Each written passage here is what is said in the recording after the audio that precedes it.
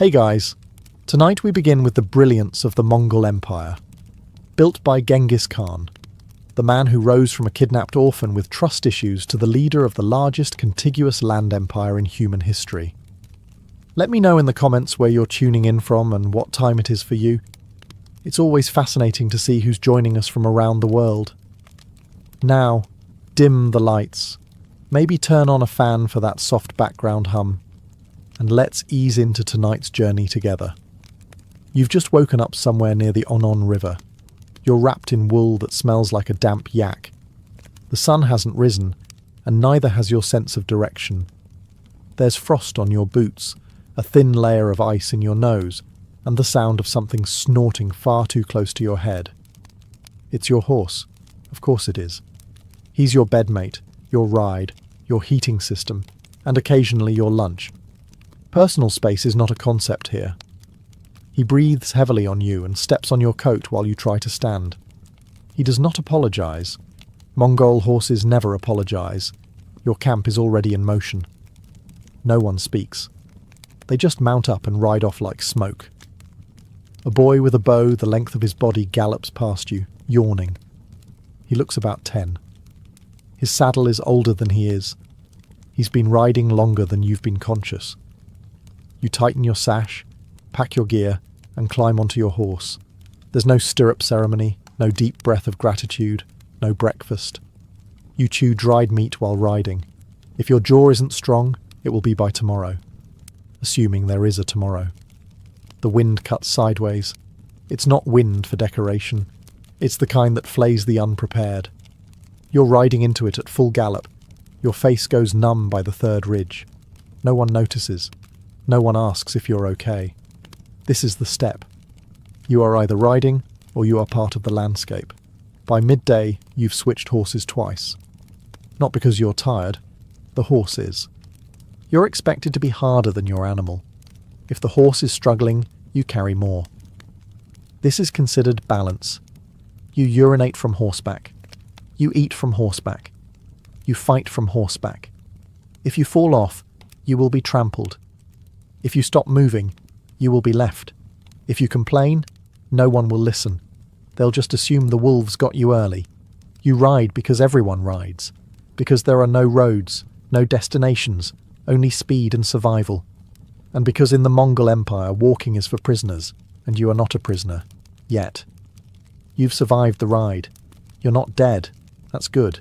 But now you're hungry. Which is a shame, because breakfast here isn't a meal. It's a dare. Someone hands you a leather sack. It sloshes. That's your morning beverage. Fermented mare's milk. It's white, sour, slightly fizzy, and smells like what a saddle feels like after 3 weeks of riding through war zones. You drink it anyway, not because you want to, because that's what there is. It's called erag. It's technically alcoholic, but not the fun kind of alcohol, the kind that reminds you bacteria are real and they live in your throat now. Mongol children drink this. So do warriors. So do grandmothers. If it burns going down, that's how you know it's working. Food? There might be a hunk of dried mutton. Maybe. It's grey, shriveled, and so tough you could use it to risole your boots. You chew it for 20 minutes. It doesn't get smaller. It just becomes wetter. There's also some curd, a rock-hard, sun-dried dairy lump that could double as a projectile weapon. It tastes like sour dust, feels like gravel, and makes your teeth question their purpose. You consider crying, but your tears freeze before they fall. You sit on the ground because there are no tables, no chairs, no napkins, just wind, wool, and the distinct scent of someone boiling something with hooves in it. There are no forks, no spoons. Just your hands and the silent judgment of the old man across from you who's already finished his meal, tied a new knot in his saddle rope, and is now sharpening a blade with the kind of intensity usually reserved for religious experiences. You eat what's given. You don't ask what it is. That's a good way to stop being given food. There's no chatting. Mongols don't waste time with pleasantries before battle, or after, or during meals. They eat like they ride, fast, quiet, and prepared to move at any moment. You try to match their pace. You fail. The mutton fights back. You're not full. You're not satisfied. But you're slightly less starving. And in the Mongol Empire, that's a win. It's mid-morning now. The horses are sweating. So are you.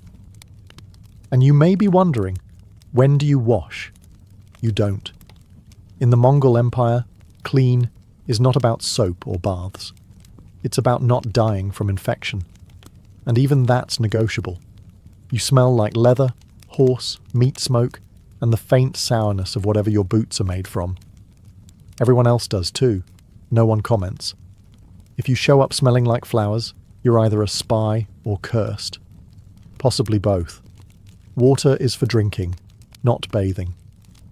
You want to scrub yourself clean with river water? That's drinking water. You want to die of dysentery with soft skin? Go ahead. Otherwise, wipe your face with your sleeve and move on. There is no soap. There is animal fat. There is ash. There is sand. If you want to exfoliate, rub your face with a handful of dust and pretend it's a spa. Your hands are filthy. Your nails are weapons. Your hair hasn't seen water in months, but it's tied neatly under your cap because appearance still matters. Just not the clean kind. The greasy kind. That's respected. You don't remove lice. You manage them. You name them. You flick them into the fire during evening conversation. If they bite too much, you smear yourself with animal fat and dare them to keep going. Clothing? It's wool. It's stiff. It's been worn for 3 winters and still has blood on it from a goat you vaguely remember arguing with. You don't change it. You layer it. Add more in winter, peel it off in summer. Maybe. Underwear doesn't exist. Neither does shame. And your teeth? They are your own problem. No brushes, no rinses. You chew bones, you drink airag. You hope the acidity of your breakfast slowly dissolves whatever's stuck between your molars. You keep a knife handy. Not for enemies, but for when that one tooth decides it's done being in your head. So no, you don't get a bath. You get wind. You get horse sweat. You get an overwhelming bouquet of unwashed humanity. But look on the bright side. No one else can smell you over themselves. Now that you've unlearned everything you knew about hygiene, it's time to ride into your first skirmish. You ride all morning and into the afternoon. You are not told where you're going. You are simply going. And then you see them. A cluster of moving dots on the horizon. Riders, like you. But not like you. Because they're not here to share fermented milk and stories. They're here to die. Or make you die. It's flexible. You don't panic. No one panics. Everyone just reaches for their bow. Mongol bows are short, curved, deadly, and somehow heavier than they look. They're made from layers of horn, sinew, and raw intent. They don't forgive mistakes. They don't miss twice. You notch your arrow. Your horse keeps moving. You don't slow down. That would be embarrassing. You twist at the waist, lean into the wind, and loose. It flies. So does theirs. Welcome to Mongol warfare. No glorious sword fights, no chivalrous duels, just arrows. Constant, intelligent, unromantic arrows, fired from impossible distances while galloping. You've barely blinked, and 3 of your enemies are already on the ground. 2 more are riding in the wrong direction, possibly reconsidering their entire lifestyle. The trick is movement. Always moving. The enemy tries to close in. You retreat, not in fear, but on purpose. The famous feigned retreat. Let them think you're running. Let them chase. Then turn around and shoot them in the face. You're part of a dance. Fast, precise, brutal.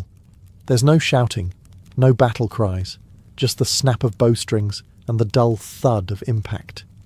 You hear a scream. It's short. You don't look back. Your arrows aren't just sharp. They're poisoned. It's not personal. It's practical. Wound 1 enemy and let his comrades waste time dragging him away. Wound 2 and you've stalled their entire flank. Efficiency is more important than honour. You've now fired maybe 50 arrows. You've lost count. That's fine. There's a bag of 70 more hanging from your saddle. You shoot until your fingers blister, then shoot anyway, because if you stop, you won't have fingers.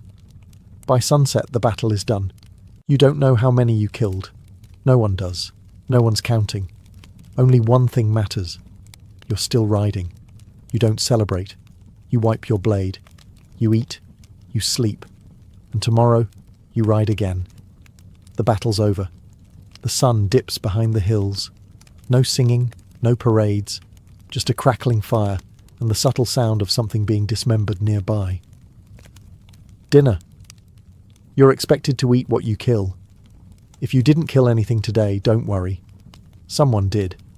You just have to help prepare it. That means skinning, slicing, searing, or occasionally stabbing the goat again because it's somehow still twitching. The meat is tough. Of course it is. It's from an animal that spent its entire life walking uphill in a snowstorm. You roast it on an iron spit that's been in the family longer than most family members. There are no spices, no salt, no ceremony. If it bleeds less than you, it's ready. You sit in a circle, chewing quietly. Everyone stares into the fire like it owes them money. A warrior beside you gnaws a rib clean, licks the bone, then throws it behind him like it might grow into another goat. The fat is the best part. It's greasy, rich, and absolutely essential to staying alive. Mongols prize fat above all, not for flavour, but because it sticks to your ribs and keeps your soul from freezing at night. You don't question it. You bite into it like it wronged your ancestors. There's no bread, no vegetables, just meat and dairy, and something in a wooden bowl that might be soup or might be regret. If someone hands you a chunk of organ meat, you take it. You eat it. You do not ask what it was in life. Curiosity is a luxury. You are not a noble. You are not a guest. You are a stomach with legs and a knife. After eating, there is no clean-up. The bones go to the dogs, the ashes to the wind. You wipe your hands on your cloak, which also doubles as a napkin, towel, and winter blanket. Hygiene is still theoretical. Someone belches. This is considered polite. You do it too. Congratulations. You're adapting. Later, when you lie in your felt-wrapped bedroll beside a snoring horse, you'll dream of meat, because that's what tomorrow holds too. And if it doesn't, you'll have to ride further until it does. There's no announcement. No first snowflake drifting poetically from the sky. One night, you're sleeping with your boots off. The next, your boots are frozen solid, and so is your will to live. Welcome to winter on the steppe. It doesn't get cold, it becomes cold. A creeping, bone-deep, cruel cold that wraps around your ribs and whispers, "You were never meant to be here." The wind doesn't howl, it bites. It has teeth and they're sharp, and they aim for your ears. Your breath turns to fog, then to ice, then to regret. You sleep with your horse now. Not near your horse. With your horse. You press your back against its side like it's a lover made of hay and muscle. You'd say it's awkward, but at least it's warm. Clothing becomes a game of layers. Wool over leather over fur. You stop feeling your fingers by mid-morning. You stop feeling your toes the day after. You try not to think about it. If they come back, great. If not, fewer things to stub. There's no firewood, no forests, just frozen dung. You burn it without question. It smells like betrayal, but it's heat. The smoke curls around your face and makes your eyes water. You blink, and your eyelashes freeze together. You are now part sculpture. Your water, ice. Your food, ice. Your nose, bleeding. You ride anyway. Mongols don't stop for weather. If it's not an arrow or a plague, it's not worth mentioning. You ride with snow in your boots and wind in your bones, and nobody cares. Especially not the horses, who seem to enjoy it. The cold changes you. It takes your voice, dries your skin, and rewrites your personality to something quieter, stiffer, and much less optimistic. You stop complaining, not out of stoicism, but because your jaw refuses to move. And yet, you keep moving. Because if you stop, you'll freeze. And if you freeze, someone will bury you under a cairn of stones and ride off without breaking stride. The Empire doesn't wait for spring. Neither do you. He doesn't look like a legend. He sits cross-legged on a plain wooden platform, chewing a piece of dried meat with all the ceremony of a bored butcher. His fur-lined coat is weather-beaten. His beard is uneven. His boots have blood on them, though whether it's from battle, a goat, or last week's argument with a tax collector is unclear. This is your Khan, your general, your leader. The man who can order entire cities wiped from the map with a raised eyebrow. You do not speak unless spoken to. You do not make eye contact for too long. You definitely do not correct his pronunciation, even if he calls you that one with the hair for 6 months straight. He speaks softly. Mongol leaders don't shout. If you can't hear him, that's your problem. Listen harder, or read his tone, or follow the sound of your own heartbeat because it's now louder than his voice. Orders are short, precise, absolute. Ride here. Burn this. Accept tribute. Behead the messenger. Don't return until it's done. You nod. Everyone nods. Even the tough ones, the warriors who once outran a siege fire, nod like nervous schoolchildren. One man coughs during the briefing. He is now gone. No one mentions him again. Your Khan doesn't care about your feelings. He cares about results. Did the city fall? Did you bring back tribute? Is the caravan moving? Are the horses fed? If the answer to any of these is no, you'd better be holding your severed arm as an excuse. His tent is not lavish, but it holds maps. So many maps. All hand-drawn, all annotated in a scrawl that looks like a falcon-learned calligraphy. You understand none of it. He understands all of it.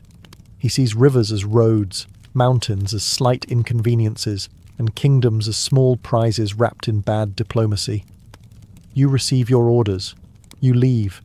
You do not ask questions. You do not linger. You saddle your horse, and you ride out into the cold again. Because in the Mongol Empire, leadership is not about charisma. It's about survival. And those who question the Khan rarely get the chance to do it twice.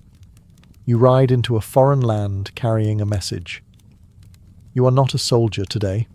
You are an ambassador. This does not mean you are safe. You ride with a small entourage, a flag of truce, and the smug confidence of someone who knows that behind you are thousands of warriors who will happily burn an entire civilization to the ground if your letter is not well received. The letter itself is simple, direct. A few short lines scrawled in Mongolian, Persian, maybe Chinese, depending on the poor soul receiving it. It reads something like, "Submit to us, or don't. We'll be back either way." It's sealed with the Khan's mark, a bit of hardened wax that might as well be soaked in gasoline, considering what follows a refusal. You ride into cities with marble gates, golden domes, silk curtains, and nervous guards. You are fed, you are questioned, you are stared at like a hungry wolf that's somehow been invited to dinner. You are polite, you are calm. You explain, slowly, that submission is in everyone's best interest. Mongol protection comes with benefits. Trade, order, slightly fewer massacres. Refusal comes with fire, arrows, and a thorough removal of anything shaped like a building. Sometimes they say yes. They offer tribute. Horses, gold, daughters. You nod. You leave. You report back. That city stays standing, for now. Sometimes they hesitate. They whisper behind closed doors. They send you back with vague answers and suspiciously generous gifts. You accept them. You smile. You note everything. And sometimes they kill the messenger. This is unfortunate. For them. You are not avenged with a complaint. You are avenged with siege engines, horse archers, psychological warfare, and a creative use of severed heads as decorative warning signs. Diplomacy is fast in the Mongol Empire. One message, one chance. No second letters. No passive-aggressive negotiations. You deliver the will of the Khan. If it's ignored, his reply arrives strapped to the back of 40,000 mounted archers and a few very enthusiastic engineers. You don't argue. You don't negotiate. You deliver. And if the world listens, it lives. You've ridden into what passes for a Mongol capital. You were expecting towers, maybe walls, some kind of palace with polished floors and a guy in a hat offering figs. What you find instead is a swarm of yurts, felt domes, dozens, hundreds. They stretch across the plains like mushrooms after rain. No stone, no marble, just wool, smoke, and the smell of boiled something. This is Karakoram, the capital, the beating heart of an empire that spans from the Korean peninsula to the edge of Europe. And it looks like someone lost a sheep convention in the wind. But make no mistake, it functions. Yurts aren't huts, they're portable command centres. Every single one can be taken down in an hour and rebuilt by nightfall. You can burn a city. You can't burn something that's already gone by morning. The Khan's yurt is larger than the rest. Its doorway faces south. Always. You do not enter without invitation. Inside there's felt, furs, scrolls, and a throne that looks less like a seat of power and more like a sturdy place to survive a siege of guests. People come here from all corners of the empire. Traders from Baghdad, princes from Kiev, spies from the Song dynasty, all sitting cross-legged, drinking mare's milk, pretending not to notice the woman in the corner who just disassembled a deer with a spoon. There's no bureaucracy in the European sense, no towers full of scribes. There's just a man with a memory like a steel trap, and a few assistants who write things down using bone styluses and a tone of mild terror. Laws are spoken. Decrees are sent out on horseback. Paper is valuable. Ink is expensive. Mistakes are fatal. And yet, the streets are clean. The roads are safe. The trade routes run like blood vessels. There's no poverty because there's no room for it. You're either useful, or you're on a horse somewhere being made useful. This isn't Rome. This isn't Baghdad. This is the Mongol answer to urban civilization. Mobile, brutal, efficient. No spires, no statues, just felt, fire, and the knowledge that the entire city could vanish by sunrise and reappear 5 valleys away like it was never there at all. You steal a horse. You're hungry. You're cold. It looks unattended. You think, just a quick ride, maybe 2 miles, maybe 3. You'll bring it back. Probably. They catch you before you hit the tree line. Now you're on your knees in front of a man with a moustache so sharp it might count as a weapon. He's not angry. He's not shouting. He's just pointing at the horse, then at you, then at a nearby rock. Flat, broad, execution ready. You're about to learn something important. There are no jails, no appeals, no 16-step legal process. Justice in the Mongol Empire comes in 2 forms, repayment or removal. If you steal, you repay double, if you can. If you can't, something else gets taken. A finger, a hand, occasionally your head, depending on the mood and the market value of what you tried to steal. You plead your case. Briefly, Mongols believe in clarity. If you talk too long, they assume you're lying. You shorten your explanation to 3 words and hope they count as a character reference. The elders discuss. One of them spits. Another one shrugs. Then they nod. Verdict: you live. Sentence: you walk. As in, you no longer ride. The horse is gone. You now follow the caravan on foot until your honour is considered untarnished, which may take a season.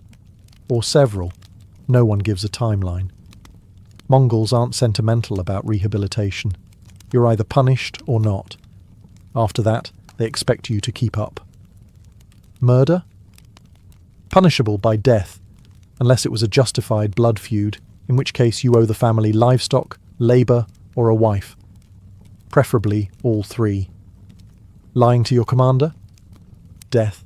Harming a fellow Mongol? Death. Harming a foreigner under protection? Double death, with extra ceremony. On the other hand, honesty, courage, generosity, respected, deeply. Even if you smell like fermented despair and ride like a sack of potatoes, if you speak truth and keep your word, you are considered worth feeding. Mongol law is harsh. But it's fast, predictable, and impossible to bribe. You know where you stand, usually in front of someone with a sword, and if your conscience is clean, so are your hands. Mostly.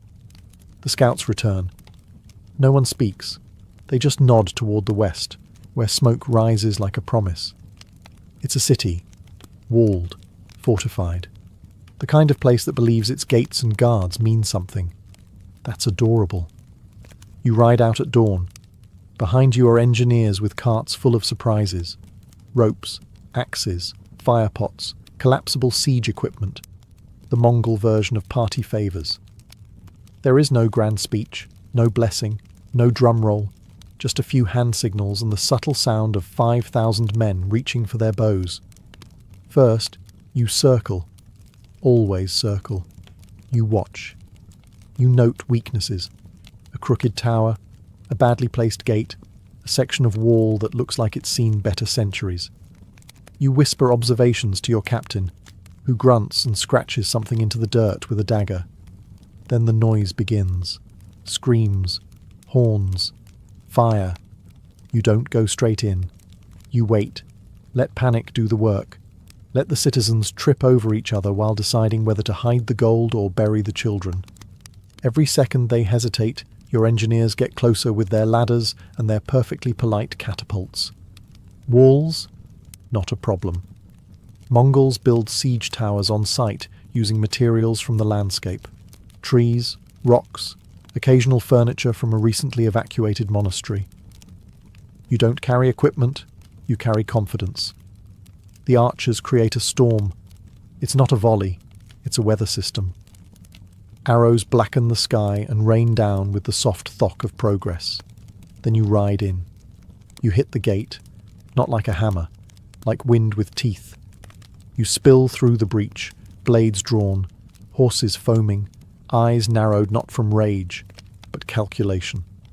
This is not madness. This is math. Every alley you clear is one step closer to the granary. Every corner you conquer is logistics. You don't loot for greed. You loot for supply. And when it's done, when the towers fall and the banners are pulled down, you don't gloat. You inventory. Who surrendered? Who resisted? Who is useful? Who is decorative? The rest vanish. Swiftly, efficiently, and by nightfall, the city is Mongol. And you? You're already making plans to be somewhere else tomorrow. The banners are up. The bodies are down. The city is quiet now. The kind of quiet that comes after everyone realizes who's in charge. You, the conqueror. You, the horse-breathed outsider who was elbow-deep in a siege engine this morning and is now reviewing tax codes over goat stew. Because that's how it works. In the Mongol Empire, conquest isn't the end. It's the onboarding phase.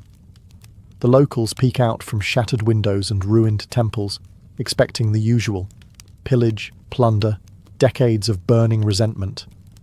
Instead, they're greeted by a man in a fur coat holding a list of professions.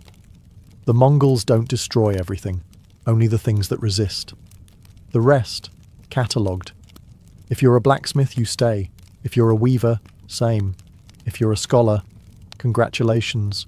You now work for a man who's never read a book, but understands exactly how many arrows it takes to erase a library.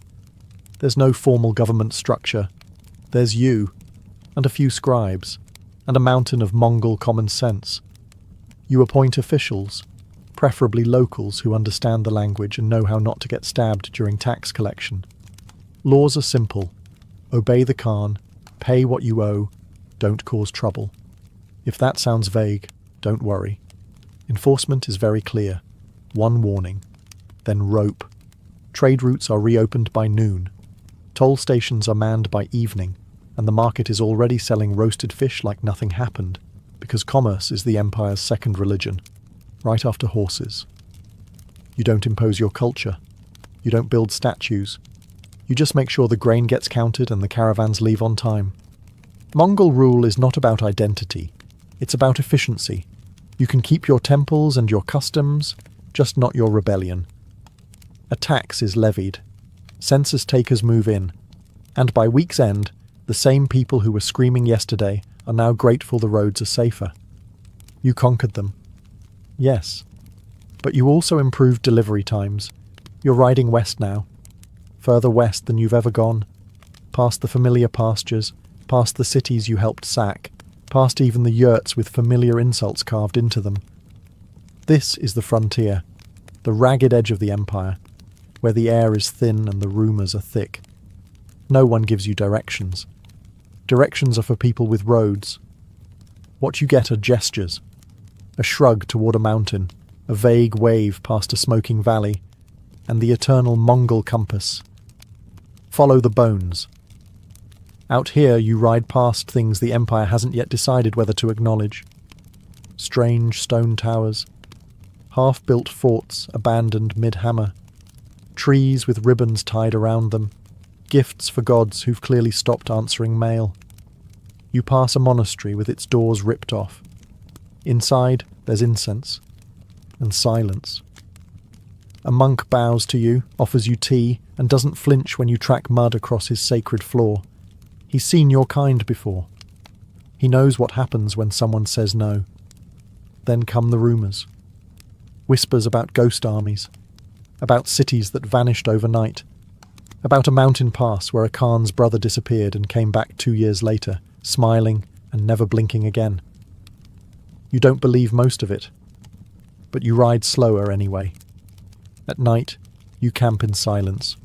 No fires, no laughter. Just you, your horse, and the sound of wolves having theological debates nearby. You wrap your cloak tighter and check your blade twice, not because of bandits, but because of stories that start with, "No one who rode this way. Even your horse is uneasy. It whinnies at shadows. And this is a horse that's eaten human flesh and napped through thunder." The edge of the empire isn't marked by fences. It's marked by atmosphere, a thinning of command, a stretching of logic. Out here, the Khan's word arrives late and often whispered. Still, your orders are clear. Scout, observe, return. You do all three, in that order. You take note of every strange village, every half-finished temple, every field where the grass grows sideways. And when you turn back toward civilization, you feel the empire behind you, heavy, brutal, real. The edge didn't swallow you, this time. You've returned, not in glory exactly, but in one piece, which, in Mongol terms, is practically sainthood. Your horse is thinner, your boots are blood-stained, your teeth are fewer, but your scroll pouch is full. Names, maps, tribute tallies, the occasional sketch of a fortress that looked at you funny. You hand it over. A scribe nods. A commander grunts. The empire continues. And someday, far from here, in a quiet European library or a distracted Chinese court, someone will open a scroll and frown at your name. They will not pronounce it correctly. They will not understand the abbreviations. They will look at the numbers you counted with frozen fingers after 3 days without sleep and say, "These must be exaggerated." Because history has a funny habit. It smooths out the parts that make it nervous. And the Mongol Empire makes historians very nervous. They will call you barbarians, savages, a horde.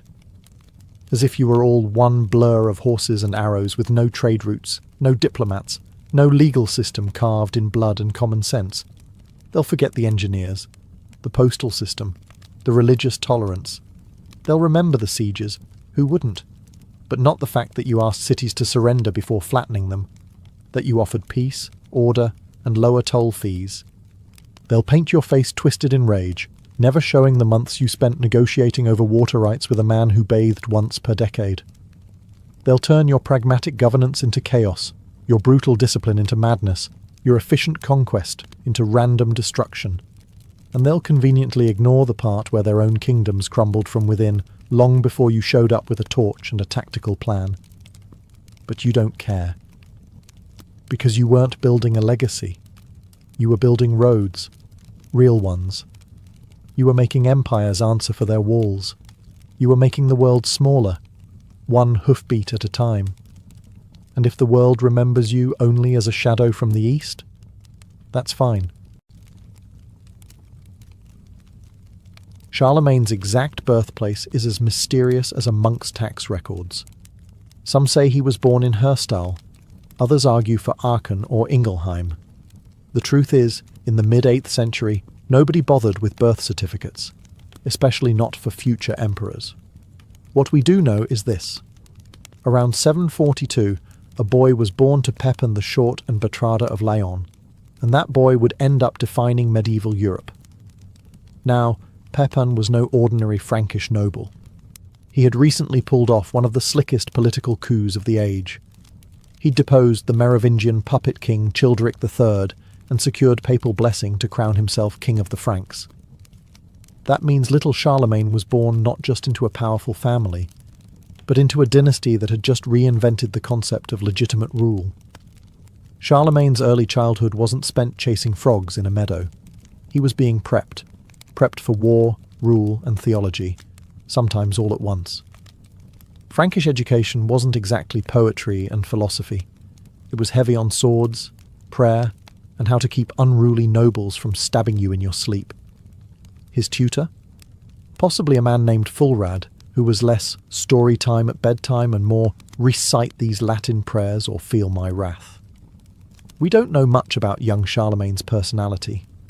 He didn't leave a diary, and his biographer Einhard wrote about him the way a fanboy writes about a celebrity crush. But one thing is clear, even in his youth, Charlemagne stood out. Not just because he was over 6 feet tall in an age when 5 feet was impressive, but because he took to leadership like a duck to water, or more accurately, like a Frank to conquest.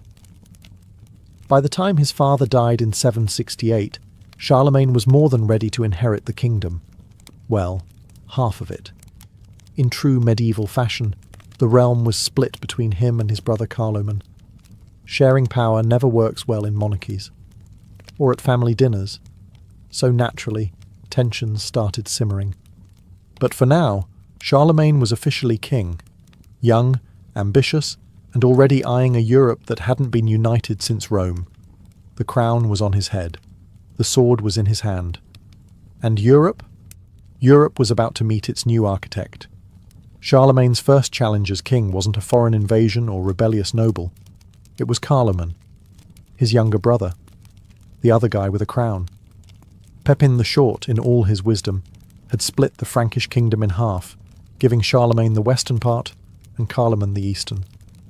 In theory, this was supposed to be a peaceful joint venture. In practice, it was a passive-aggressive disaster with swords. The brothers didn't get along, at all. Their territories were technically allied, but their courts operated like rival war camps. Carloman was suspicious, prideful, and possibly just plain difficult. Charlemagne, on the other hand, was already showing signs of being a ruthless strategist, and wasn't about to let baby brother clip his wings. Tensions escalated over petty slights and political manoeuvring. One particularly telling moment came when Charlemagne was called to help suppress a rebellion in Aquitaine. Instead of joining forces, Carloman refused to send troops. Classic little brother move: sit back, let big bro do all the fighting, then sulk when he gets the credit. Now, into this delicate mess walked Desiderius, the king of the Lombards in northern Italy. He offered Charlemagne a marriage alliance, his daughter in exchange for peace and cooperation. Charlemagne, ever the opportunist, said sure, and married her. Carloman? He saw this as a betrayal. Desiderius had once supported their father, and now Charlemagne was cozying up to him. The situation was a medieval soap opera, and just when things were about to boil over, Carloman died. Conveniently. In 771, barely 3 years into their dual reign, Carloman suddenly kicked the royal bucket at the age of 20. Cause of death? Natural, according to official sources. Which in medieval terms could mean anything from pneumonia to he looked at someone the wrong way. Charlemagne wasted no time. He moved into his brother's territory like a man who'd been planning it since day one. Carloman's widow and children fled to, guess who? Desiderius, who was now fuming. So Charlemagne now had all of Francia under his rule. No more brother, no more coking, Just one man, one crown, and a growing list of enemies. And next on that list? The in-laws. Now that Carloman was out of the picture, Charlemagne had a kingdom to himself, and a problem in Italy. Specifically, Desiderius, king of the Lombards. You know, the guy whose daughter Charlemagne had married and then very quietly divorced the moment Carloman died. Awkward. Desiderius was not pleased. To make matters worse, he had taken in Carloman's widow and sons, and was now openly supporting their claim to Charlemagne's throne. That's not just annoying in medieval politics. That's basically a declaration of war, with a bow on it. Charlemagne didn't hesitate. In 773 he marched his army across the Alps. And no, this wasn't some summer stroll through the mountains. Crossing the Alps meant snow, narrow passes, and the occasional unexpected avalanche. But Charlemagne did it anyway, because Charlemagne didn't let mountains, family drama, or bad weather stop him from getting what he wanted. Once he reached Italy, Charlemagne laid siege to Pavia, the Lombard capital. Desiderius dug in for the long haul. Unfortunately for him, Charlemagne had the patience of a monk copying scripture. He surrounded the city and waited. Months passed, supplies dwindled, morale plummeted. By 774, Pavia surrendered, and Charlemagne didn't just win a war, he took the Lombard crown for himself. That's right. He didn't install a puppet ruler or play nice with local nobility. He simply declared himself king of the Lombards. That made him ruler of both the Franks and the Lombards, a medieval power move so bold it echoed all the way to Rome. Speaking of Rome, the Pope, Adrian I, had been nervously watching all of this from the Vatican, like a bishop holding his breath during a chess match. Desiderius had threatened the Papal States before, and the Pope had hoped Charlemagne would come to the rescue. Charlemagne did, and in return he received the Pope's blessing and a convenient alliance with the Church that would last for decades. The Lombard campaign wasn't just a family feud turned conquest, it was a statement. Charlemagne wasn't playing by the old tribal rules anymore. He was building an empire. And now he had the backing of God's representative on earth, which made it a lot harder for anyone to say no to him. With Italy under control and the Pope sending warm regards, Charlemagne turned his gaze north, toward the Saxons. These weren't courtly nobles sipping wine. These were pagan tribes, wild, warlike, and deeply allergic to Christianity, and they had been poking at the Frankish borders for years, raiding villages and disrespecting everything holy.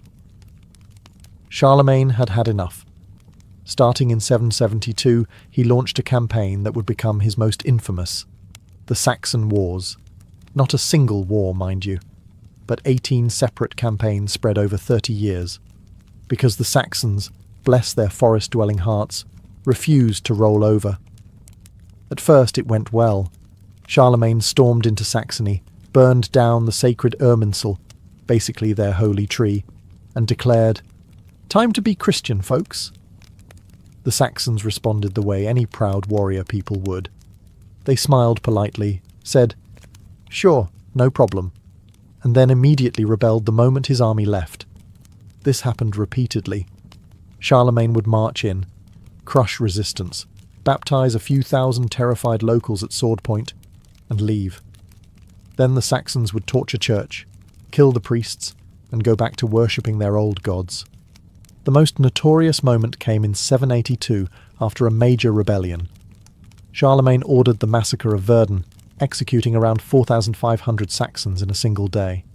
It was brutal, even by medieval standards. And it sent a message. Conversion wasn't optional. It was mandatory. Now Charlemagne didn't just want obedience. He wanted spiritual obedience. He genuinely believed it was his Christian duty to save souls, even if those souls were being saved through fire and steel. Monks followed his armies. Churches were built as quickly as fortresses. And any Saxon who refused baptism? Well, let's just say the baptismal font came with backup swords. But for all his efforts, the Saxons just wouldn't stay conquered. The forests of northern Germany became a graveyard for Frankish soldiers and a test of Charlemagne's patience. Year after year, revolt after revolt, the war dragged on. Charlemagne wasn't just a sword-swinging conqueror. He also had a soft spot for books. Yes, this man who spent decades stomping Saxons into reluctant baptism also launched one of Europe's most important educational revivals. Welcome to the Carolingian Renaissance, a movement less about oil painting and more about making sure monks knew how to spell. You see, Charlemagne had a problem. His empire was growing faster than anyone could govern it, and the priests, nobles, and officials he relied on were, how shall we put this, functionally illiterate. The administration was becoming a game of medieval telephone, and even the Bible was getting creatively interpreted. So Charlemagne did something radical. He declared that education mattered. He invited the best scholars in Europe to his court.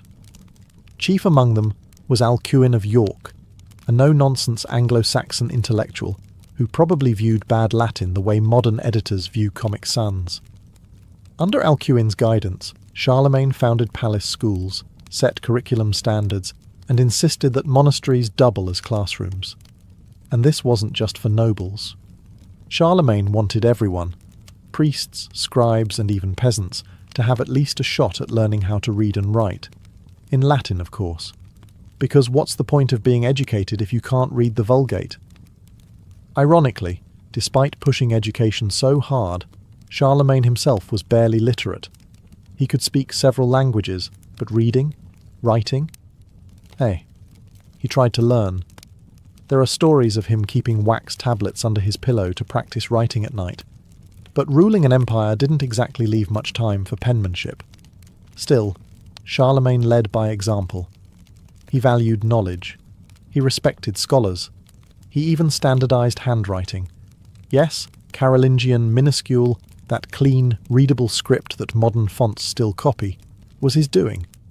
Before that, manuscripts looked like someone spilled ink while having a seizure. Thanks to his efforts, thousands of ancient texts were preserved. Monks began copying manuscripts like their lives depended on it, because sometimes they did. Literacy rates improved, the church became more coherent, and Europe took one cautious step out of the Dark Ages. It was Christmas Day, 800 AD. The streets of Rome were cold, the churches packed, and Charlemagne was attending Mass in St. Peter's Basilica like a good Christian king. Or at least, that's what everyone thought. Until Pope Leo III pulled off one of the most theatrical surprise moves in medieval history. As Charlemagne knelt in prayer, the Pope suddenly placed a golden crown on his head and proclaimed him Emperor of the Romans. Just like that. No warning, no formal ceremony, no polite, "Hey Charles, do you maybe want to be emperor?" Nope. Just boom, instant empire. Historians still argue over whether Charlemagne knew this was going to happen. Some say it was staged, others say it caught him off guard. Charlemagne himself later claimed he would never have entered the church had he known, which is a very emperor thing to say. Either way, the symbolism was enormous. The Roman Empire had fallen back in 476. Now, over 3 centuries later, the Pope was effectively resurrecting it, with Charlemagne as its new head. A Frankish king crowned by the church, ruling over a patchwork of Germanic tribes, Lombards, and Latin-speaking clergy. The Holy Roman Empire was born, although that name wouldn't be used for a while. This moment shifted everything. Charlemagne's authority was no longer just military. It was spiritual, divine. He was now seen as the successor to the Caesars, a Christian Caesar, with the Pope as both ally and spiritual referee. But not everyone was thrilled. The Byzantines over in Constantinople had been calling themselves Roman emperors for centuries, and did not appreciate some Frankish upstart playing emperor in the West. For decades, diplomatic relations were tense, with titles flung around like insults and treaties scribbled under duress. Back home, though, the title stuck. Charlemagne reigned as emperor until his death in 814, and the imperial dignity gave weight to everything he did, from issuing laws to reforming the church. It was the capstone of his rule. A crown not just made of gold, but of legitimacy, myth, and historical theatre. Conquering half of Europe is impressive. Keeping it running without the whole thing collapsing into civil war, that's the real magic trick. And Charlemagne, oddly enough, managed it not just through blood and steel, but with ink, messengers, monks, and the medieval version of spreadsheets. Once he was emperor, Charlemagne got serious about governance. He knew he couldn't be everywhere at once, so he started building a system that looked suspiciously like an early version of modern bureaucracy, just with more Latin and slightly fewer bribes. Probably. At the heart of his administration were the missi dominici, literally the Lord's envoys.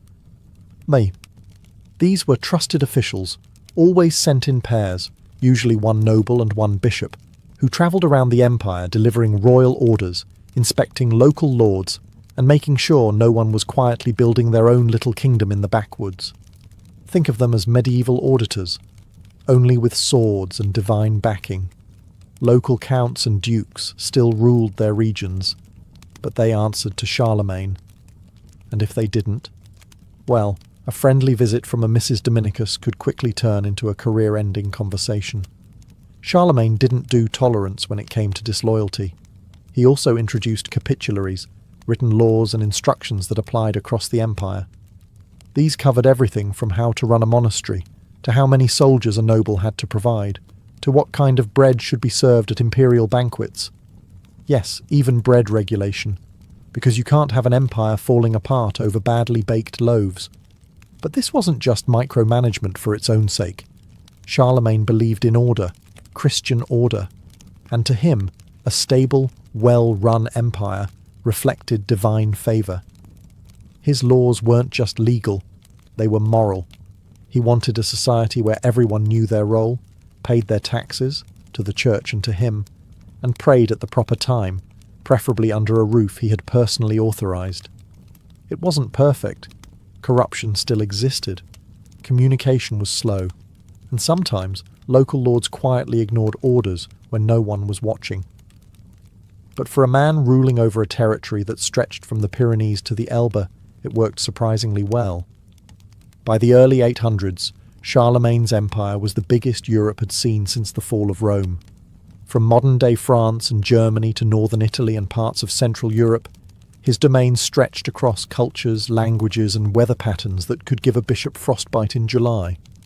The man ruled over Catholics, pagans, semi-Christianized tribes, ambitious nobles, and moody bishops, and somehow he kept them all more or less in line. On the surface, things looked glorious. The Carolingian Renaissance was in full swing. Monasteries were copying books like caffeinated scribes. Law and order had a vaguely uniform shape. Even coins bore Charlemagne's image, glaring sternly in profile, because nothing says, "I'm in charge," like putting your face in every pocket. But beneath the grandeur, cracks were forming. For starters, succession. Charlemagne had many children, at least 18, thanks to a rotating cast of wives and concubines, but only a few were considered politically viable. He had once divided the empire among 3 sons, just like his father had. Then one died. Then another. By 806, he was down to one heir, Louis the Pious, the youngest and, well, the most monk-like. Louis was a good Christian, quiet, thoughtful, kind. In other words, the polar opposite of Charlemagne. When your empire depends on intimidation and iron will, handing it off to someone who prefers psalms over politics feels risky. Then there was the nobility. During Charlemagne's reign, they were kept in check by sheer fear and efficiency. But even then, local counts were getting bolder. Some enforced royal laws with gusto. Others treated them like polite suggestions.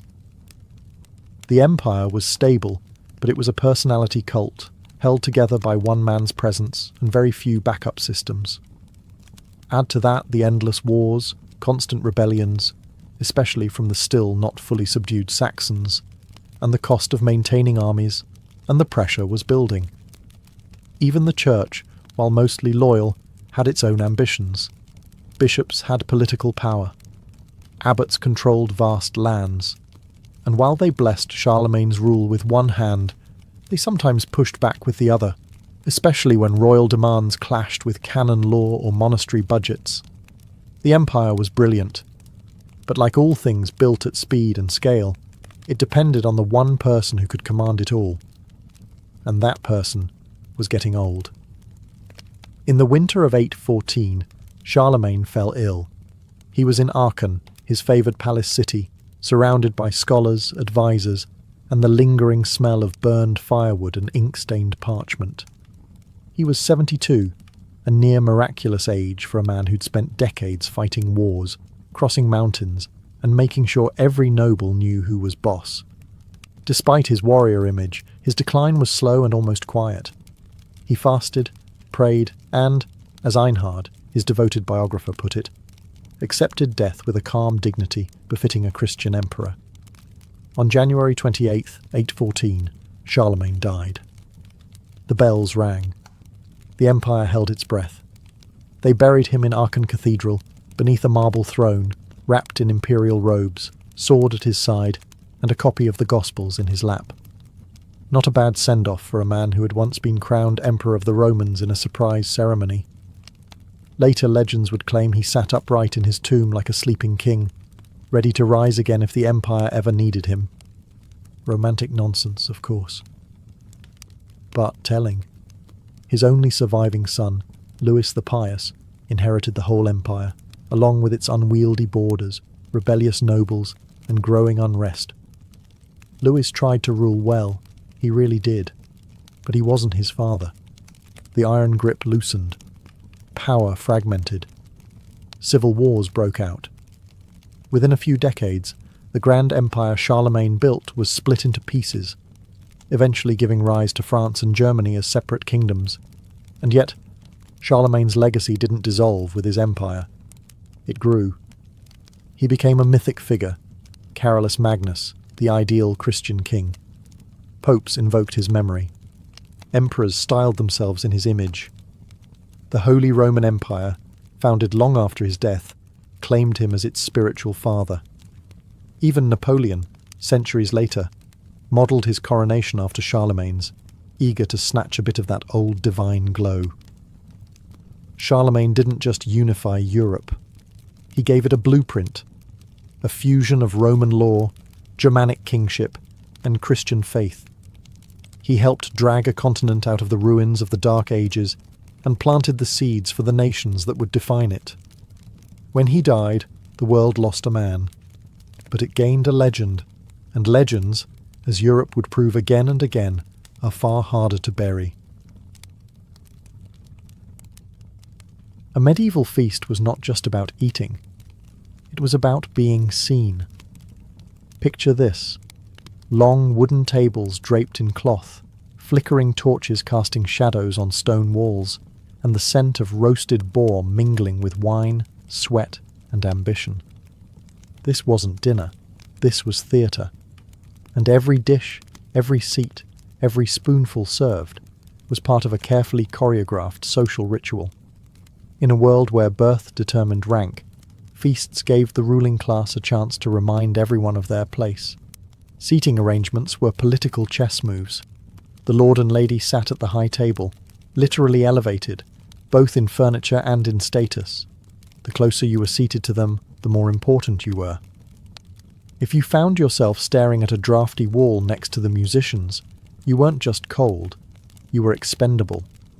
Food arrived in waves, called removes, like acts in a play. The first course might feature stuffed peacocks with their feathers reattached, just for flair. Then came platters of venison, swans, pigeons in pie crusts, and roasted boars' heads with apples in their mouths. Nothing subtle. If the animal once had a face, it was likely staring back at you now, glazed in wine sauce. And then there were the subtleties. Elaborate edible sculptures made of sugar, marzipan, or pastry, shaped into castles, saints, mythical creatures, or scenes from biblical epics. These weren't meant to be eaten. They were meant to be admired, or gawked at, preferably both. But it wasn't just about flexing wealth. Feasts were political tools. Treaties were negotiated between bites of pheasant. Alliances were solidified over goblets of spiced wine. Marriages were arranged between courses. Hosting a bad feast could ruin a reputation. Hosting a great one? That could buy loyalty for years. Even silence had meaning. Guests weren't just allowed to speak freely. Toasts were timed. Music cued conversations. A juggler might perform to distract from an awkward lull. A poet might recite flattery so syrupy it made the boar seem bland. Behind every grand medieval feast was a scene of pure, beautiful chaos, the castle kitchen. Not your cosy modern space with ceramic countertops and herb gardens. No, this was a smoky, shouting, wood-fired war zone, run by a hierarchy that would make a small army blush. At the top of this culinary command tower stood the master cook, the Gordon Ramsay of his day. Minus the swearing, or with more swearing, in Latin, he oversaw dozens of assistants, spit-turners, pot-boys, pastry makers, fish cleaners, sauce men, and at least one poor soul whose job was just plucking poultry all day. And they weren't whipping up 2 or 3 dishes. They were making hundreds, often without a single written recipe, because cookbooks were rare, handwritten, and kept under tighter lock than some treasure chests. The kitchen fire roared day and night. There were no thermostats, just blistered hands, guesswork, and prayer. Meat was roasted on massive spits turned manually, usually by young boys whose arms never stopped spinning. And the size of the meat? Let's just say a cow might show up in pieces over the course of a 3-day feast. Sauces were vital. Everything was doused in a combination of vinegar, wine, and exotic spices. Not because they were trying to mask rotten food, as the myth says, that would have insulted the guests, but because spices were wealth. Saffron, cinnamon, cloves, nutmeg. These were imported luxuries. Serving them wasn't just about flavour. It was about flexing trade connections. This chicken tastes like cinnamon was basically medieval for I'm loaded. Bread was a staple, but came in different classes. The nobility got the fine white manchet bread. The servants ate the coarser brown loaves, and under every dish was a trench, a stale piece of bread used as a plate which soaked up all the greasy juices and was then either eaten by the lower classes or thrown to the dogs. Or both, depending on the dog's manners. The smell? A blend of herbs, meat, yeast, sweat, and fire. The noise? Constant clanging, shouting, and the occasional panicked squawk from a goose that had not yet accepted its fate. It wasn't glamorous, but it was efficient, and without it, the entire illusion of effortless nobility upstairs would have collapsed like a poorly baked pie. If you ever got invited to a medieval feast, congratulations, you were either important, rich, or someone's political pawn. But what actually landed on your plate? Let's just say, if you're a picky eater, you might want to look away. Meat ruled the table. Deer, wild boar, rabbit, pheasant, swan, even porpoise if you were dining on a particularly eccentric coastline. Everything that could walk, fly, swim, or vaguely resemble meat was fair game, literally. Hunting was both sport and supply chain. Nobles went out and killed the food they would later brag about while eating it, and the rarer the animal, the higher the status. Whole roasted animals were the stars of the show. Picture an entire pig, snout polished, teeth bared, apple in mouth, or a swan, feathers reapplied post-cooking because presentation. If it looked dangerous before, it was supposed to look majestic now. But it wasn't just about quantity. The menu was strategic. You didn't dump everything on the table at once. You served it in courses, called removes. The first might include lighter fare, soups, small pies, fish if it was Friday and the church was watching. Later courses escalated to the heavy hitters, roasts, game, pies stuffed with meat and spice and more meat. Fish had its own day in the spotlight, especially during fasting seasons. Eels, pike, and herring were frequent guests, sometimes moulded into the shapes of animals they were definitely not. Because why serve boring boiled fish when you can serve a fish that looks like a hedgehog? And the spices. Oh, the spices. Medieval people didn't believe in bland. Cinnamon on chicken. Absolutely. Ginger and gravy? Of course. Sugar on meat? Why not? Sweet and savoury lived happily on the same plate, sometimes on the same bite. Vegetables, by contrast, were suspiciously absent from noble plates. Root vegetables and greens were often seen as peasant food. Too humble, too earthy. Lords didn't care for turnips unless they were stuffed into a pastry shaped like a unicorn. By the end of the feast, the menu had gone from tame to theatrical. The goal wasn't to satisfy hunger. The goal was to overwhelm, to dazzle, to leave your guests stuffed, stunned, and maybe just slightly afraid of the next remove. Because dessert might just be breathing fire. While the food did its job of clogging arteries and signalling wealth, a medieval feast wasn't complete without entertainment, and lots of it. You didn't just eat. You laughed, listened, gawked, and occasionally winced at whatever unfolded between courses. Enter the fool, the court jester, clad in bells, mismatched colours, and enough audacity to insult the host without getting beheaded, usually. The fool's job was to make people laugh, mock the powerful, and provide an air of controlled chaos. They juggled, told bawdy stories, and performed slapstick routines with the finesse of someone who knew that one bad joke could end in unemployment or execution. Then came the minstrels, with their lutes, harps, and voices trained in ballads about love, war, and the occasional dragon. Music filled the hall, not as background ambience, but as part of the experience. These songs weren't just for mood. They were political commentary, historical records, and flattery disguised as melody. If the lord of the house was featured heroically in the third verse, congratulations, the minstrel would eat well tonight. For something flashier, you had acrobats and fire breathers. Yes, real fire. Indoors. In a wooden hall lined with rushes and tapestries. Safety codes were a distant fantasy. Sword swallowers, animal tamers, even dancing bears made appearances, though the bears weren't always thrilled about it. And then there were the subtleties, edible performances, sugar sculptures that doubled as political satire, giant pies with live birds inside, released mid-course for dramatic flair. Nothing said we're rich like cutting into a pie and watching doves explode from it, while the guests politely applauded and tried not to get pooped on. Some feasts included morality plays, little theatrical skits about virtue, sin, or the dangers of not respecting the church. These were performed by travelling troops or occasionally by monks who were far too excited to play the devil. Everything was calculated. Entertainment kept the mood light, distracted from political tension, and ensured that no guest had time to whisper rebellion between sips of mead. A good entertainer could prevent a duel. A bad one might start one. At a medieval feast, you weren't just watching a show. You were the show. And the laughter. That was just another way to keep the knives pointed away from the host.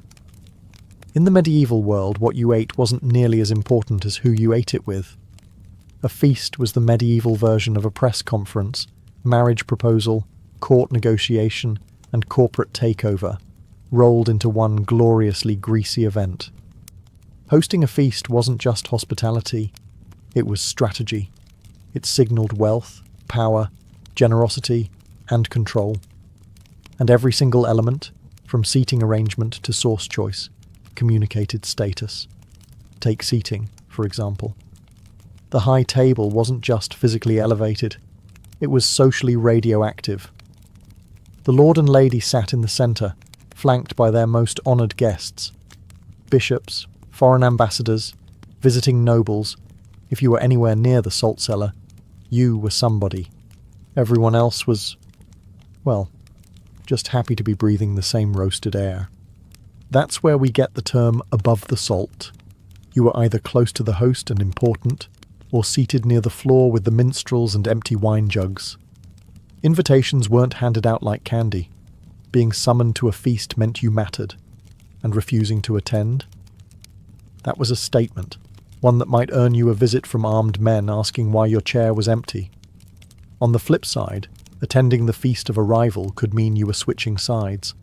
Every guest list was a political minefield. The food itself carried messages, Serving a particular regional delicacy could flatter a visiting duke. Offering an overabundance of game meant, "Look how vast and well-stocked my lands are." Including foreign spices said, "I have trade connections you only dream about." Even wine could be loaded with meaning. Was it local? Imported? Blessed by a bishop? Then there were the gifts. Guests sometimes brought offerings, jewels, relics, horses, and were expected to praise the host in return. Toasts were part flattery, part performance, and sometimes part warning. Feasts were also the stage for alliances. A marriage match could be sealed over honeyed quail. A land dispute resolved by the third remove. And if all else failed, a rival lord could be made drunk enough to sign something stupid, or too poisoned to wake up the next morning. For all its gluttony and grandeur, medieval feasting was heavily shaped by the one authority even kings didn't mess with: the church.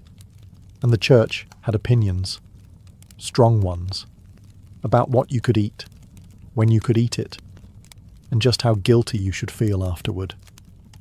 In the medieval calendar, there were more fasting days than feasting days. That's not an exaggeration. Nearly half the year was designated for some form of dietary restriction.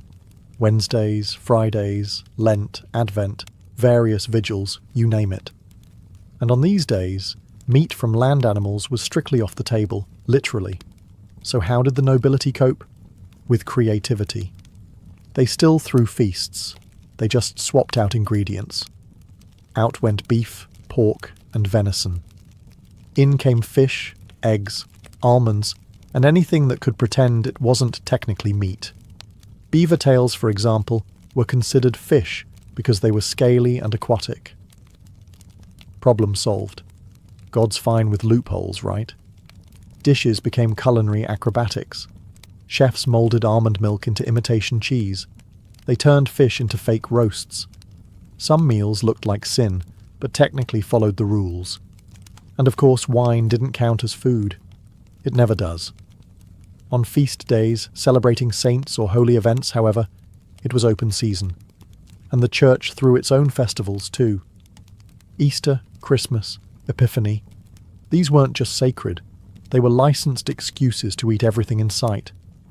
A Christmas feast might stretch for 12 full days, each course bigger and more absurd than the last. Because nothing says, "Christ is born," like a pie with 4 types of bird inside. Monasteries weren't exempt either. Though monks were supposed to live humbly, some abbeys became legendary for their kitchens. A wealthy monastery might fast on oysters and spiced eel. Monks developed precise food schedules, including seasonal menus and loophole-heavy substitutions that kept their bellies full and their sins technical. Still, food was spiritual business. Feasting wasn't just indulgence. It was a divine performance. You gave thanks before you ate, made offerings to the church after, and prayed your cook hadn't served you meat on the wrong Thursday. In the medieval world, gluttony was a sin, but banqueting with holiness? That was practically a sacrament. For all the roasting boars and juggling fools, a medieval feast was not a free-for-all. There were rules, many of them. In fact, if you wanted to keep your status and your seat, you had to know how to behave like a proper, greasy-fingered noble. First rule, don't touch the food like a peasant. Forks weren't widely used yet, so people mostly ate with their fingers, but there was a system to it. You used the first 3 fingers of your right hand, never your left, unless you wanted to start rumours about witchcraft or poor hygiene. Second, don't lick your fingers until the end of the meal. It was considered perfectly acceptable to rinse your hands in a shared basin between courses, but licking them during dinner? That was low class, like showing up without shoes, or being French in an English castle. Every guest had their own knife, which they brought with them. Your host didn't provide cutlery, just food and a place to put it. Your knife wasn't just for cutting, it was a personal statement like a medieval iPhone. Flashy handle, you're important. Rusty blade, enjoy sitting by the firewood. Drinking etiquette was its own battlefield. You didn't just guzzle your wine. You toasted, you sipped, you offered the cup to your neighbour, especially if you were angling for a favour or wanted to politely challenge them to a duel later. And yes, you shared goblets. Germ theory hadn't been invented yet, and everyone was too busy dying from plague to worry about lip contact. Then there was conversation. You were expected to talk, but not too much. Laugh, but not too loudly. Praise the food, but not more than the host. Don't speak with your mouth full unless you're insulting a rival, and don't burp unless you're Mongolian, or drunk, or both. At fancier feasts, hand-washing rituals were practically ceremonial. Servants poured scented water over guests' hands, often before the first remove and again before dessert. Not for cleanliness, just to remind everyone how refined they were. Etiquette wasn't about being polite. It was about proving you belonged.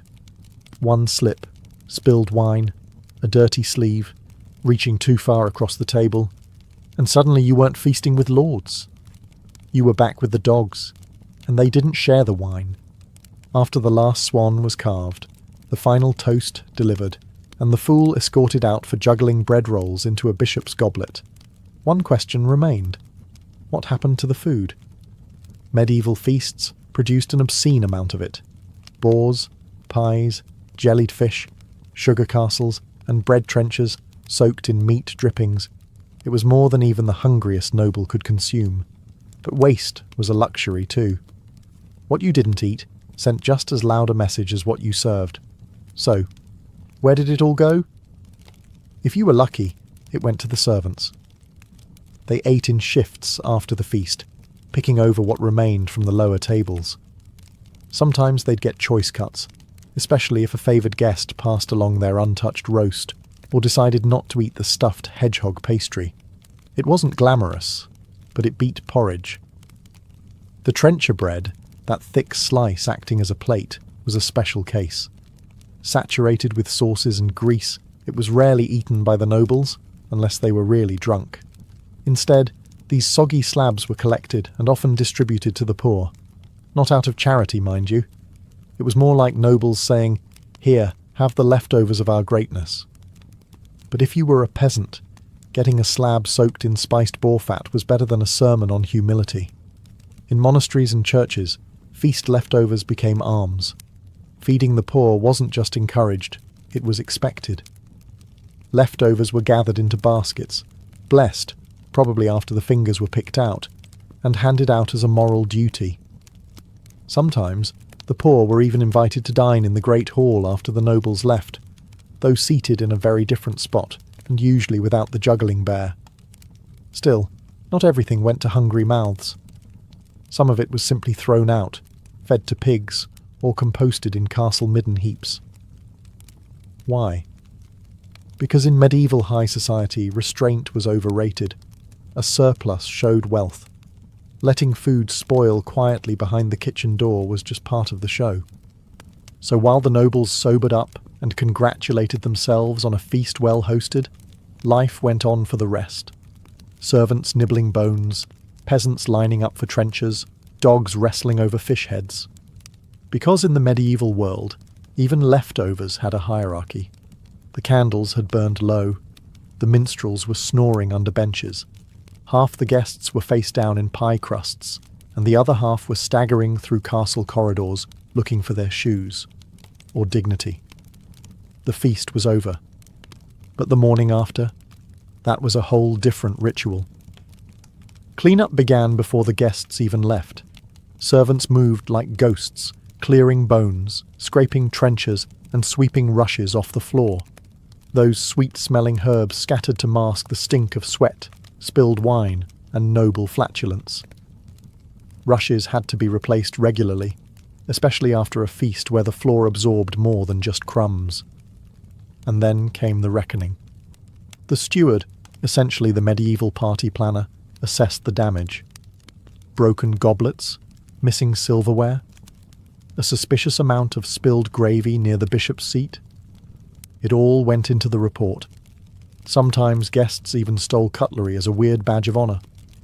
If you left with a spoon, it meant you were important enough to dare. The kitchen was a battlefield.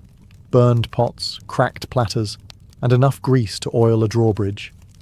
Cooks staggered out like survivors, some missing eyebrows from the oven fire, others grumbling about, "Next time we just serve porridge." For the host, though, the real work had just begun. The politics of gratitude kicked in. Letters were written, gifts sent, compliments paid. If a powerful guest wasn't properly thanked, or worse, if they were seated too far from the roast swan, grudges could form. And medieval grudges had a way of turning into feuds, or wars. Sometimes a feast backfired, a guest insulted, an alliance offended, a drunken noble confessing to treason over mulled wine. One ill-timed toast could undo months of diplomacy. The feast was a show, yes, but like all theatre, the reviews could kill you. For the lower classes, the morning after was business as usual. Some washed dishes, some shovelled refuse, some got lucky and found a forgotten crust of almond cake behind the dais. That was breakfast. And then, quietly, the castle returned to its rhythm. The banners came down, the dogs were fed, the torches extinguished. Until the next celebration, coronation or wedding, or excuse to impress the neighbours, feasting season was closed. But its echoes lingered like smoke in the rafters and wine stains on the stone. Because in the medieval world, no one ever forgot a good feast, or a bad one. Leif Erikson didn't enter the world quietly. Around the year 970, possibly in Iceland, maybe in Greenland, depending on which saga you're trying to decode, he was born into a family of exile, ambition, and very poor impulse control. His father was Eric the Red, a hot-headed Norwegian outlaw exiled for murder, who then got exiled again from Iceland for, shockingly, more murder. Instead of learning restraint, Eric discovered Greenland. Because if you're going to be banned from one frozen island, why not claim another? Leif grew up in this rugged frontier settlement, where winters were cruel, neighbours were scarce, and the only consistent export was stories. Greenland wasn't a thriving colony. It was barely a functioning outpost held together by stubbornness, driftwood, and fish. But it gave Leif something that mattered more than comfort: perspective. He knew what it meant to survive on the edge of the known world. His family was steeped in Norse tradition, hard drinking, hard fighting, and perpetually sceptical of outside authority. Yet even amid this rugged culture, Leif was different. He was curious, reflective, observant. According to the sagas, he was tall, strong, handsome, naturally, and notably more thoughtful than his volatile father. He wasn't raised on scrolls or scholars. He was raised on sagas, oral tales of gods, monsters, voyages, and revenge. These stories weren't bedtime lullabies. They were survival manuals wrapped in mythology, and they seeped into Leif like sea brine into a longship's hull. Greenland's isolation left young Leif hungry for something more.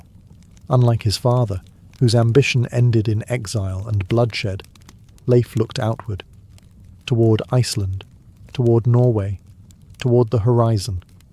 He listened to old sailors speak of strange lands beyond the ice. He studied the stars, and he watched the tides. By the time he reached manhood, he wasn't just the son of Eric the Red. He was a Norseman with a boat, a brain, and a burning need to explore something, anything, that wasn't a freezing rock filled with equally frozen egos. Before he ever sailed west, before the church came calling, before his name landed in sagas and schoolbooks, Leif Erikson was a boy born of fire and ice, destined to outrun both. Leif didn't just drift into greatness, he sailed into it. At some point in his early adulthood, Leif left Greenland behind and travelled to Norway, the old heart of Norse power. It was more than a homecoming. It was a collision with a world far more advanced, hierarchical, and surprisingly holy. Because Norway wasn't the same place his father had fled. It was now ruled by King Olaf Tryggvason, a man with a crown, a sword, and a serious fixation on converting the Norse to Christianity, whether they liked it or not.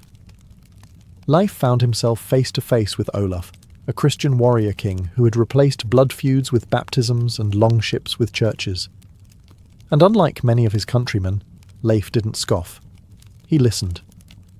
Perhaps it was diplomacy, perhaps curiosity, Or maybe Leif had grown tired of the endless cycle of raids, revenge, and gods who mostly demanded blood and beer. Whatever the reason, Leif was baptized, accepted Christianity, and was given a new mission: bring the faith back to Greenland. It wasn't exactly an easy assignment. Imagine trying to explain monotheism to a bunch of farmers who regularly sacrificed goats to Thor when the weather got weird. Greenland was remote, suspicious of outsiders, and still mostly loyal to Odin, Freya, and the rest of the thunder-happy crew. But Leif didn't return empty-handed. He brought priests, knowledge, and royal support. When he landed in Greenland again, he wasn't just a chieftain's son, he was an emissary of a king and a new god. And while he didn't exactly spark a revival overnight, his influence began to take root. Christianity started spreading in small, icy circles. Chapels were built. Crosses were raised. Old gods weren't replaced immediately, but they had serious competition. This marked a turning point. Leif wasn't just a sailor or a settler anymore. He was a cultural bridge, a man between two worlds: Norse tradition and Christian order, pagan legend and written law. He had one foot in Valhalla and the other in Bethlehem, and somewhere between converting his neighbours and maintaining fragile peace, Leif Erikson began hearing tales of strange lands to the west. Lands with grapes, forests, and no snow in sight. The next great voyage was calling. Some great discoveries begin with ambition, others begin with bad navigation. Leif Erikson had set sail from Norway with noble intentions: bring Christianity to Greenland, and maybe check in on the family drama while he was at it. But fate, or perhaps the North Atlantic's notoriously moody weather, had other plans. According to the saga of the Greenlanders, Leif heard whispers of a strange land far west, seen years earlier by a man named Bjarni Herjolfsson, who had glimpsed unknown shores but never bothered to land. Classic Bjarni, a man who discovered North America and then just kept sailing like he had groceries in the back. Leif, however, was made of different wood. Around the year 1000, he bought Bjarni's ship, gathered a crew, and decided to find out what lay beyond the horizon. He wasn't just sailing into the unknown. He was sailing into legend. The journey was perilous. Icebergs, storms, and the real possibility of falling off the edge of the earth kept things interesting. But Leif was calm, steady, and, as the sagas claim, annoyingly competent. Eventually, his ship reached a place very unlike Greenland. First came a barren land he named Helluland, likely modern-day Baffin Island, flat, rocky, and unimpressed. Then Markland, probably Labrador, with forests thick enough to build an entire fleet. Useful, but still not quite the promised land. Finally, Leif arrived at a place so mild, so rich in resources, that his crew named it Vinland, the land of wine, or grapes, or possibly fermented berries. The sagas are vague, and Norsemen weren't exactly sommeliers. Regardless, the place was a paradise compared to the icy death trap they called home.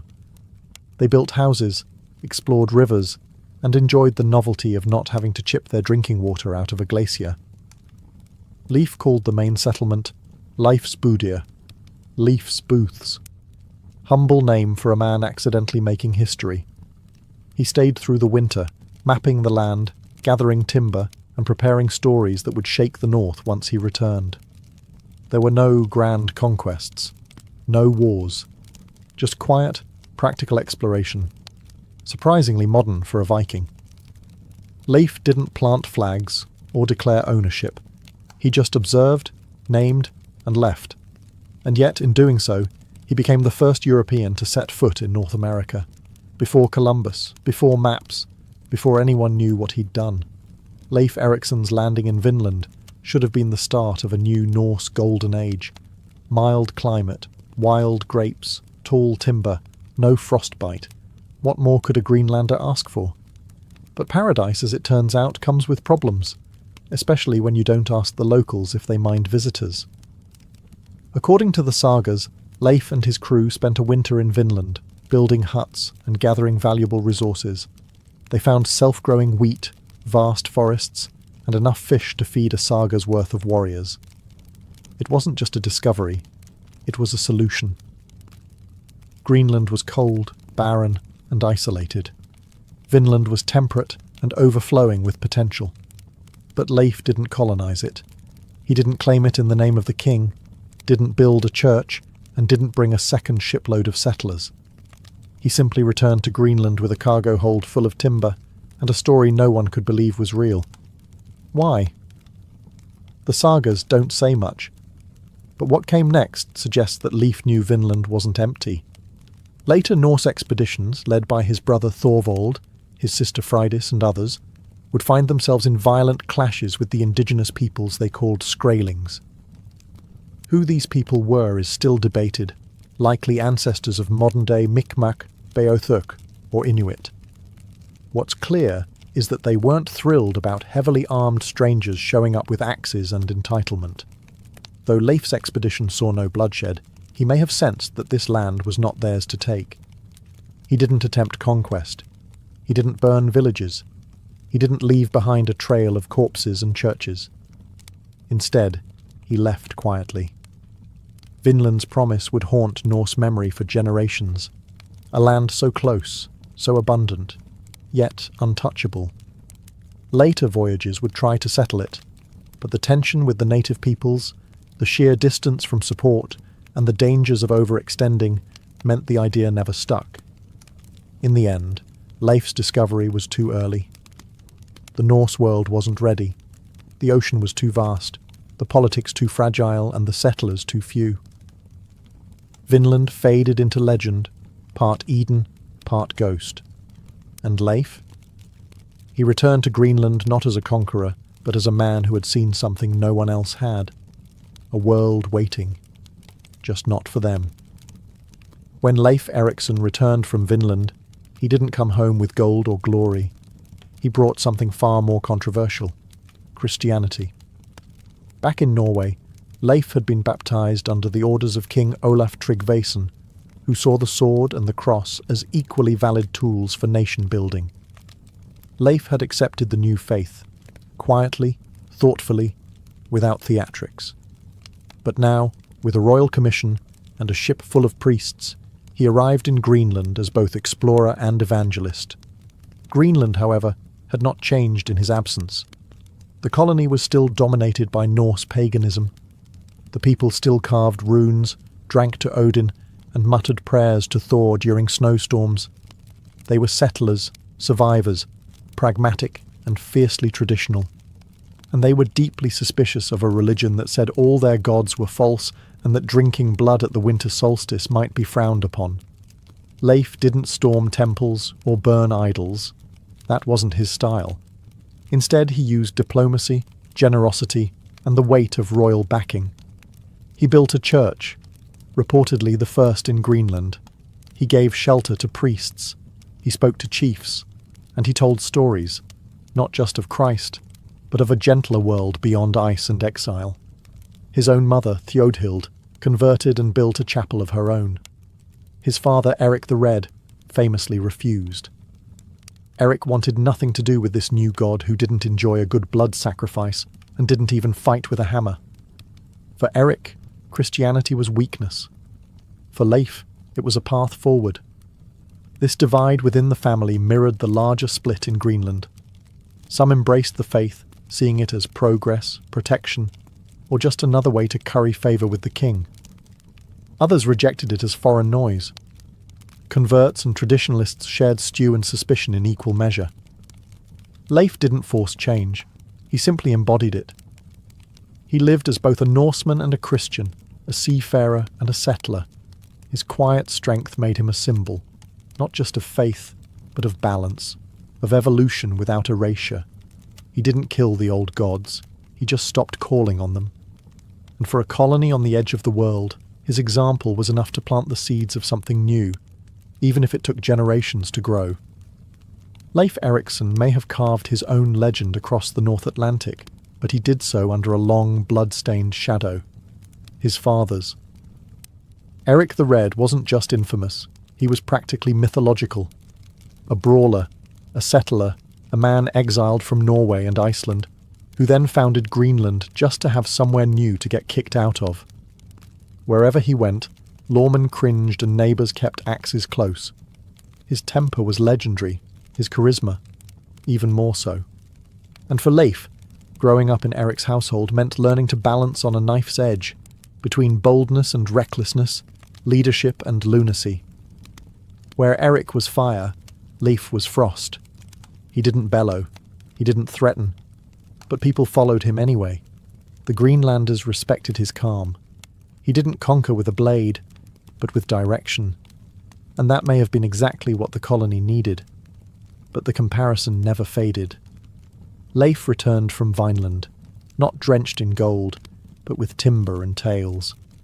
His Christian mission in Greenland spread slowly, while Eric sulked and scoffed. The old man had wanted a warrior son to continue his brutal legacy. Instead, he got an explorer, a believer, one who used diplomacy more than steel. Some saw that as weakness. Others saw it as wisdom. Leif didn't care. He wasn't trying to outshine Eric. He was simply surviving him. When Eric the Red died, some say from illness, others claim it was a slow defeat of spirit. It marked the end of a certain kind of Norseman. Eric represented the world of old gods, exile, and explosive pride. Leif represented something else, a future that looked beyond icy fjords and blood feuds. In the sagas, their relationship feels strained. Eric resents Leif's new faith. Leif tries to convert him. Neither bends. But there's an undercurrent of respect, even admiration. Eric knew his son wasn't like him, and perhaps, deep down, he was glad for it. Leif never became king. He never ruled with force. But he outlived his father, spiritually and historically. He led Greenland into a new chapter. Less dramatic, maybe, but more sustainable. And sometimes greatness isn't about slaying your father's demons. Sometimes it's about refusing to inherit them. After Vinland, after the church building, after Eric the Red was gone, Leif Erikson didn't chase more glory. He didn't mount a second expedition or try to conquer new lands. Instead, he did something thoroughly un-Viking. He stayed home. For the rest of his life, Leif lived in Brattahlid, Greenland, the settlement his father had built. But where Eric ruled with raw authority, Leif governed with a calmer hand. He became chief, yes, but more than that, he became a symbol, not of violence, but of continuity, of quiet leadership in a world that was beginning to change. We don't know much about these later years.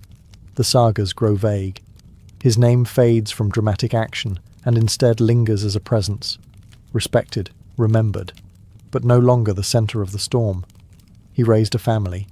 His son, Thorkel Leifson, would one day lead Greenland. Christianity spread slowly but steadily. The colony endured.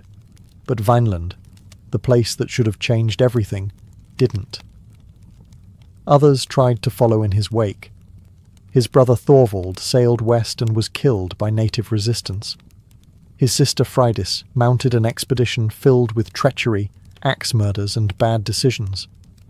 Every attempt to settle Vinland failed, not because the land was lacking, but because the Norse world wasn't ready.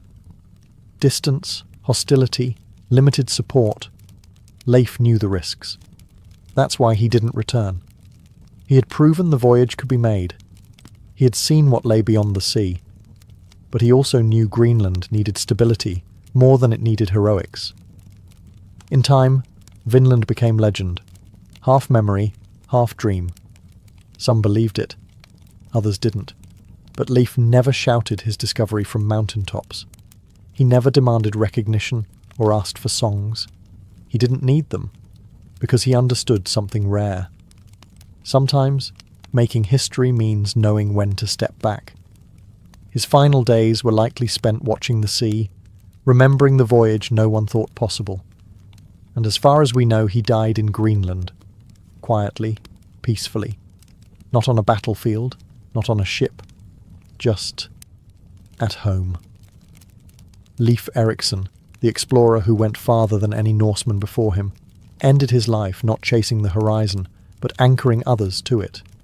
Leif Erikson may have lived a quiet life in the end, but his story didn't die with him. It mutated, travelled, and multiplied, carried not by historians, but by storytellers. And storytellers, as we know, have a loose relationship with facts. The primary sources for Leif's life, the saga of the Greenlanders and the saga of Eric the Red, were written 2 centuries after he lived. That's like trying to write a biography of Napoleon based on your great-great-grandfather's fishing stories. They're dramatic, rich with detail, and suspiciously convenient. One saga paints Leif as a kind of Viking missionary, spreading Christianity with the calm of a Norse saint. Another shows him as a daring explorer who stumbles into North America because he got lost. Others add side quests, omens, prophetic dreams, whatever made the tale more interesting over ale. And then there's Freydis, his sister, sometimes described as a fierce warrior woman who chased off attackers while heavily pregnant, screaming and slapping a sword across her bare chest. Is it true? Possibly not. But would you want to fight her? Definitely not. What's fascinating is how the sagas twist truth and legend into a braid you can't untangle. Leif didn't boast, but his story grew louder with every telling. Over time, he became a symbol of adventure, faith, resilience. A Norseman who dared to sail west before anyone thought it mattered. And then he disappeared again, buried beneath centuries of dust, outshone by louder, bloodier names. It wasn't until the 19th and 20th centuries that Leif re-emerged, resurrected by historians eager to find a European who reached America before Columbus. Suddenly, statues appeared, streets were named. A national Leif Erikson Day was declared in the United States, October 9th, based on nothing except immigration paperwork. Ironically, Leif would have hated all the attention. He wasn't seeking fame. He wasn't planting flags. He was doing what Norsemen had always done, sailing into the unknown and bringing back what he could. But history had other plans, and now the quiet Greenlander who left no books, no speeches, no boasts, is remembered as the man who discovered a continent, even if he never claimed it. Leif Erikson never built an empire. He didn't fight in grand battles. He didn't rule a kingdom or crown himself in gold. And yet, he endures. Not because he demanded a place in history, but because he quietly earned it. While others chased fame through fire and blood, Leif sailed west into the unknown, guided by curiosity, not conquest. He didn't name himself hero or saint. He didn't erect monuments. He didn't even try to hold the land he found. He simply went, saw, and returned. A rare kind of explorer who didn't need the world to remember his name to justify his journey. And still, it did. Leif's legacy lives in stories, in sagas whispered across centuries, reshaped by bards and chroniclers, poets and politicians. The boy from Greenland became a symbol of exploration, resilience, and quiet strength. His journey to Vinland became a chapter in the larger Norse epic, a civilization that dared to sail past the edge of the known world, looking not for war, but for possibility. In the modern age, Leif has taken on a new life. Statues of him stand in Boston, Seattle, Trondheim, and Reykjavik. He's depicted as a proud Norseman gazing westward, hand shielding his brow, as if still scanning the horizon for that faint, tree-lined shore. Schools bear his name. So do ships. And every October 9th, a few people in America even remember he beat Columbus to the punch by nearly 500 years. But perhaps his greatest legacy isn't about discovery or distance. It's about balance. He stood between two worlds, paganism and Christianity, chaos and order, the old gods and a new faith. He didn't force change, he embodied it. He led without shouting, he converted without crusading. He showed that courage isn't always loud, and that history sometimes favours those who simply do the right thing and sail home quietly. Leif Erikson never asked to be remembered. But in a world that often confuses noise for greatness, his story reminds us that legends aren't always forged in fire.